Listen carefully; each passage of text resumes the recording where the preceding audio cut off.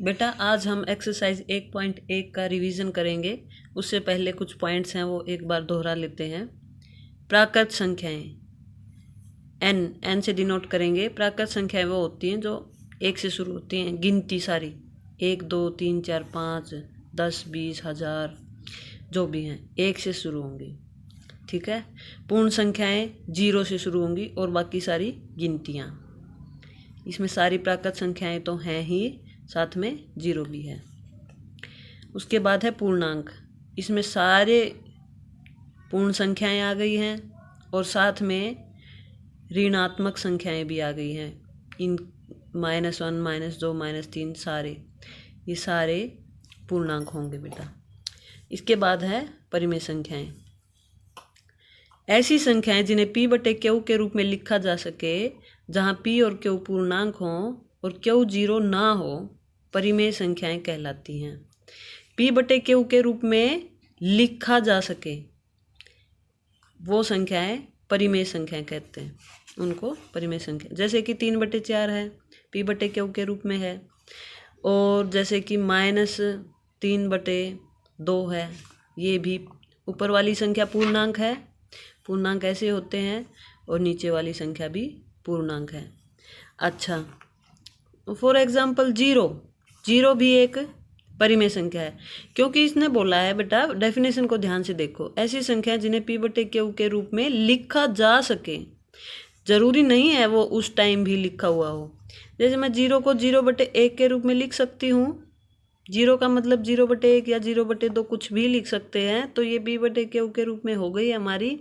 तो इसलिए ये भी एक परिमेय संख्या है। और देखो फॉर एग्जाम्पल जैसे 3.2 है, इसको मैं 32/10 लिख सकती हूँ। 3.2 भी हमारी परिमेय संख्या है, क्योंकि इसको हम p/q के रूप में लिख सकते हैं। ऐसे ही ये कुछ एग्जाम्पल दे रखे हैं। इस टाइप से सारी संख्याएं हमारी परिमेय संख्याएं होंगी। ठीक है। जितनी भी संख्याएं पूर्णांक हैं या फिर हमारे पूर्ण संख्याएं हैं या प्राकृत संख्याएं, ये सभी परिमेय संख्याएं हैं, क्योंकि इन सब के बटे में हम 1 तो लिख ही सकते हैं, इसलिए ये सभी परिमेय संख्याएं हैं। लेकिन सभी परिमेय संख्याएं जरूरी नहीं है कि पूर्णांक हो या पूर्ण संख्याएं हो। जैसे ये एक पूर्णांक या पूर्ण संख्या नहीं है, क्योंकि ये इस टाइप से आ गई, फ्रैक्शन में आ गई बेटा, भिन्न के रूप में। होल नंबर, पूरा नंबर ही होना चाहिए इनके लिए। ठीक है। इसके बाद अपरिमेय संख्याएं। जो संख्याएं परिमेय नहीं होती उन्हें अपरिमेय संख्याएं कहते हैं।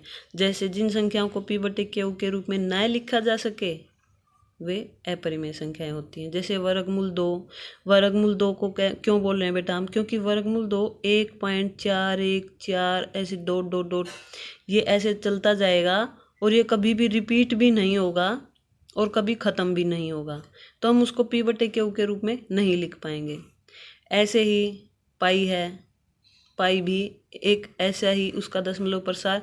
वैसे तो पाई का मान 22/7 आपने पढ़ा होगा, लेकिन ये एग्जैक्ट मान नहीं होता, ये इसके नियर अबाउट होता है, इसके आसपास होता है। इसलिए हम नियर अबाउट होने, लगभग होने के कारण ये मान रख लेते हैं, लेकिन एग्जैक्ट मान नहीं होता। अगर आपसे पूछा जाए 22/7 परिमेय संख्या है या नहीं, तो आप कहेंगे है। लेकिन अगर आपसे पूछा जाए पाई परिमेय संख्या है या नहीं, तो आप कहेंगे पाई एक अपरिमेय संख्या है। ठीक है। ये हो गया है बेटा, ये मैंने आपको नोट करवा दिए थे पहले, अभी हम रिवीजन कर रहे हैं।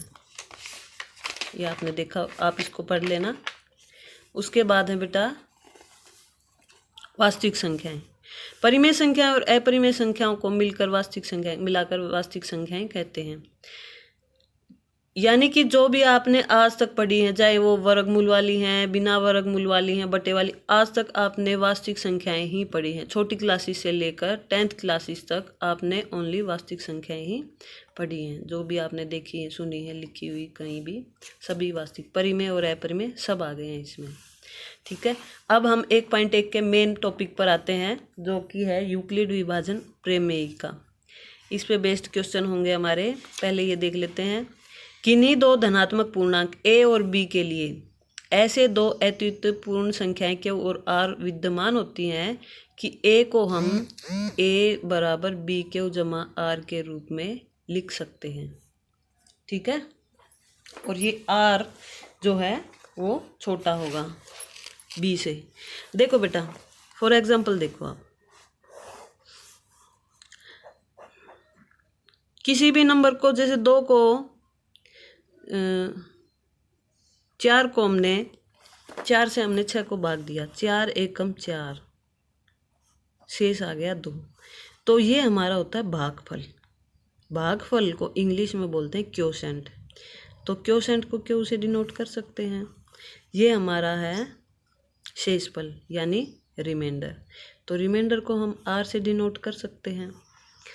तो ये अगर मैं कोई भी नंबर ए और बी 2 नंबर मान लूँ और ए बी से बड़ा हो, यानी कि 6 4 से बड़ा है, 6 4 से बड़ा है, तो 6 को मैं लिख सकती हूँ ए बराबर बी क्यू जमा आर के रूप में। ये है हमारी यूक्लिड विभाजन परिमेय का, ए बराबर बी क्यू जमा आर। ए 6 है और बी हमारा 4 है, तो क्वोशेंट क्या है 1 जमा में रिमाइंडर क्या है 2। 6 बराबर 4 जमा 2। देखो बेटा, लिख सकते हैं 6 बराबर 6 आ गया है। तो असल में ये आपने छोटी क्लासेस में भी पढ़ा है। 6 को हम लिख सकते हैं 4 और 1 की गुणा, शेषफल के साथ, भागफल के साथ गुणा, जमा में शेषफल, 4 एकम 4 जमा में 2। इस पूरी संख्या, बीच वाली संख्या को हम इस प्रकार से लिख सकते हैं। ठीक है।